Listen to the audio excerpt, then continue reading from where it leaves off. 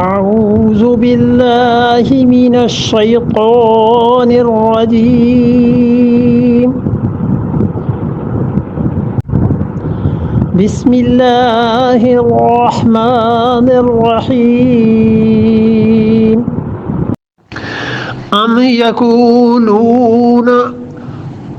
يقولون افتراه قل فأتوا بسورة مثله وادعوا من استطعتم من دون الله إن كنتم صادقين۔ اللہ تعالیٰ نے دوسرا شکوہ یہاں پر ارشاد فرمایا، ام یقولون، یہ کیا کہتے ہیں؟ کیا لوگ کہتے ہیں؟ ام یقولون، کیا لوگ کہتے ہیں؟ یہ ام یقولون جو ہے وہ دونوں طرح اس کا ترجمہ کیا گیا ہے۔ کیا لوگ کہتے ہیں؟ لوگ کیا کہتے ہیں؟ دونوں میں فرق ہو گیا نا۔ ام یقولون کیا لوگ کہتے ہیں، یعنی یقیناً کہتے ہیں، ایسا الزام لگاتے ہیں۔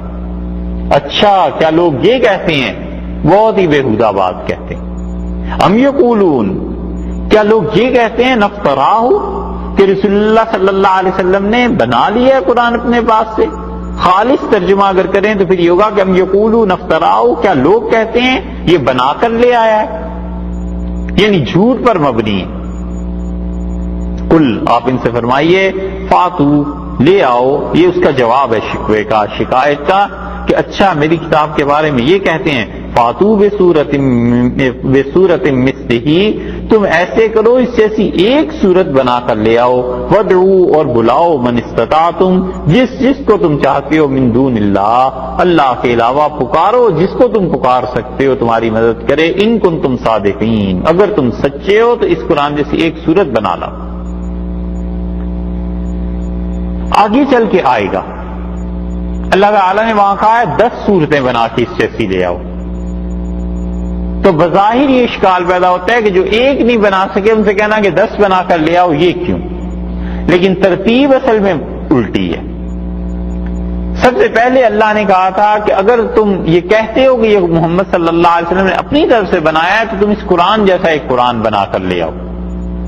پھر جب ایک مدت تک وہ آیت انہوں نے سنی اور نہیں بنا سکے تو اللہ نے فرمایا اچھا 10 صورتیں بنا کر لے آؤ، اور پھر آخر پر یہ چیلنج دیا ہے کہ ایک صورت اس قرآن جیسی بنا کر لے آؤ۔ بڑی کوشش کی قرآن جیسی چیز بنانے کی، اور ان لوگوں نے کوشش کی جن کو عربیت میں کمال حاصل تھا، اور کہیں پہنچے 12ویں پارے تک۔ ایک یہودی تھا اور اس نے لکھنا شروع کیا، مسلمانوں نے تاریخ میں اس کو بھی محفوظ رکھا ہے کہ اس نے قرآن کا جواب لکھا، اور اس نے باقیوں سے کہا کہ میں تو قرآن کا جواب لکھ دوں لیکن میری کام بہت زیادہ ہے، تو انہوں نے کہا جتنے پیسے تم چاہو ہم تمہیں دے دیتے ہیں اور تمہارے سارے اخراجات اور ضروریات پوری کر دیں گے۔ اس نے کہا ایک کمرہ دے دو اور بس مجھے بٹھا دو، پھر میں لکھوں گا اس کا جواب۔ سب انتظامات ہو گئے، اور 12ویں پارے کی ایک آیت ہے اس کے متعلق وہاں پہ عرض کریں گے، جب وہ اس پہ پہنچا تو وہ چیخنے لگا۔ لوگوں نے دروازہ کھولا، اندر آئے کہ کیا ہو گیا، گھر والوں نے پوچھا، اس نے کہا میں ساری کتاب کا جواب لکھ دوں مگر خدا کی قسم اس آیت کا جواب میں نہیں لکھ سکتا۔ ایسی زبردست بات اللہ نے کہی ہے۔ اسی طرح اور بہت سی چیزیں اللہ نے کہا ایک صورت تم بنا کر لے آؤ، ان کنتم صادقین، اگر تم سچے۔ یہ آیت پہلے بھی گزر چکی، اس لیے اس کی کوئی تشریح زیادہ نہیں کرتے۔ بل کذبوا، بلکہ حقیقت یہ ہے کہ کذبوا، اللہ تعالی نے بتایا کہ جھٹلانے میں لگے ہوئے ہیں۔ بل اس کا ترجمہ ہے بلکہ، اور آسان زبان میں ترجمہ کریں کوئی نہیں، کرنے دو۔